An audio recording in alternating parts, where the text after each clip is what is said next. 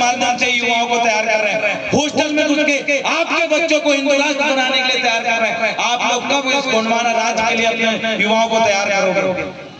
यहाँ के हमारे सारे बुजुर्गों की जिम्मेदारी है। एक मुस्लिम समुदाय का व्यक्ति अपने बच्चों को तैयार करता है कि इस्लाम को कौन जिंदा रखेगा।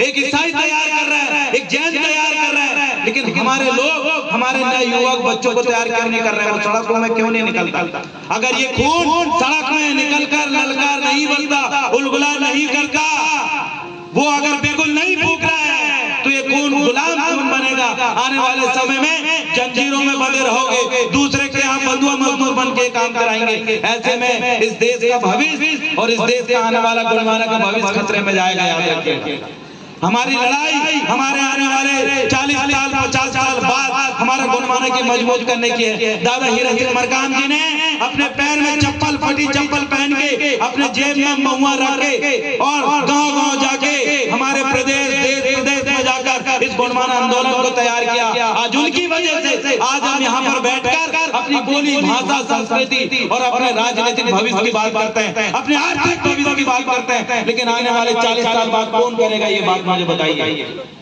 दादा हीरा सिंह मरकाम जी का आंदोलन क्या यूं ही आप खत्म कर दोगे? मैं बालाघाट के लोगों से पूछना चाहता हूं, अगर आप चाहते हैं कि आने वाले समय में आपके बच्चे इस देश के शासक बने, यहाँ के सबसे बड़ा व्यापारी आपका बेटा बने, यहाँ का सबसे बड़ा नेता आपका बेटा बने, यहाँ का आने वाला कलेक्टर आपका बेटा बने, यहाँ का आने वाला एसपी आपके बच्चे अगर बने, तो आपको इस आंदोलन को समझना पड़ेगा, जानना पड़ेगा। अगर आप नहीं समझ रहे हैं तो याद रखिएगा, आने वाले भविष्य बहुत खतरे में है। और जहां तक मैं ये देख रहा हूं कि जो युवा यहाँ पर अभी लगे हुए काम कर रहे हैं, उनको मैं जरूर धन्यवाद कहूंगा कि आने वाले समय में आप तो संभालेंगे, लेकिन अपनी एक टीम खड़ी करना, मजबूत टीम खड़ी करना हमारा काम है। ये समाज अभी एक एडवोकेट दीदी बोल के गई है बहुत सारी चीजें। अभी इससे पहले प्रवक्ता, राष्ट्रीय प्रवक्ता महोदय राधेश्याम ककोड़िया जी ने भी बोला, हमारी लड़ाई समाज तैयार करने की है। हमारे लोगों को बड़ी आसानी से बेवकूफ बना दिया जाता है। यही मंडला वाला घाट डिंडोरी में आपकी जमीनों को अपने आंखों के सामने छीन लिया जाता है। बोलते हैं हाँ रजिस्ट्रार के पास जमीन बेचो, हम आपको बाहर निकल के पैसा दे रहे हैं, और बाहर गोल गोल पैसा 500 पैसा मिलेगा करके कोई भी बड़ी आसानी से बेवकूफ बना देता है।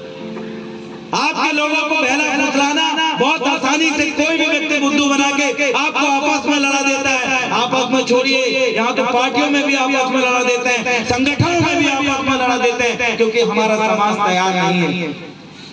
हमारा समाज में समझदारी कम है, इसीलिए हमारे जो दुश्मन है, जो मानसिक रूप से विकसित है। गोंडवाना जब चुनाव के समय आप देखिएगा, हमने देखा एक तरफ हमारे समाज का व्यक्ति और एक तरफ हमारे सामने वाले जैन मनिया सेठ साहूकार को हम देखते हैं, उसका मानसिक, उसके समाज का मानसिक रूप से कमजोर व्यक्ति भी हमें वोट नहीं देता।